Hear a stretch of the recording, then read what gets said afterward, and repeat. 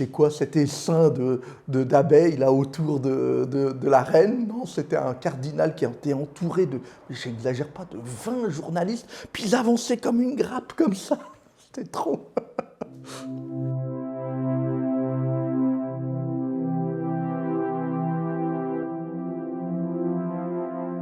Et puis les circonstances nous ont complètement chamboulé le planning, puis avec l'annonce bien sûr du décès du pape, hein, François. Et donc, bon, on avait quand même réservé le logement, etc. On s'est dit, allez, on y va quand même, quoi.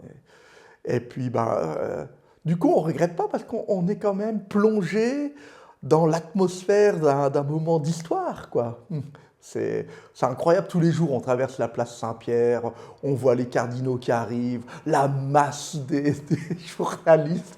La première fois que j'ai vu ça, je me suis dit, mais c'est quoi cet essaim d'abeilles là autour de la reine? Non, c'était un cardinal qui était entouré de, j'exagère pas, de 20 journalistes, puis ils avançaient comme une grappe comme ça. C'était trop.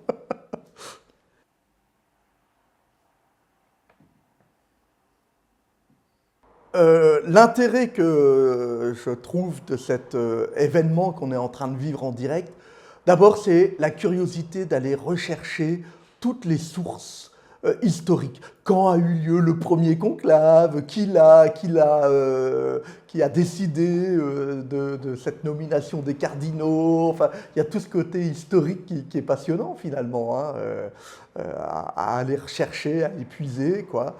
Et puis, bon, on est dans cet événement qui fait l'histoire, c'est-à-dire qu'effectivement, c'est dans ces lieux qu'ont lieu cette nomination. Donc, ça, c'est d'autant plus émouvant, quoi. On est à proximité géographique.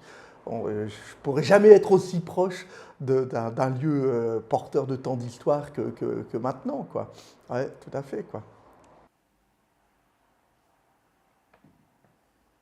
J'ai retrouvé par exemple Monseigneur Pierre Burcher, et c'était très, pour nous, avec Suzanne, mon épouse, c'était très émouvant parce que Pierre Burcher, nous avons fait notre voyage de noces en Terre Sainte, c'était à la Noël 1993, et l'accompagnateur de ce pèlerinage, c'était Pierre Burcher.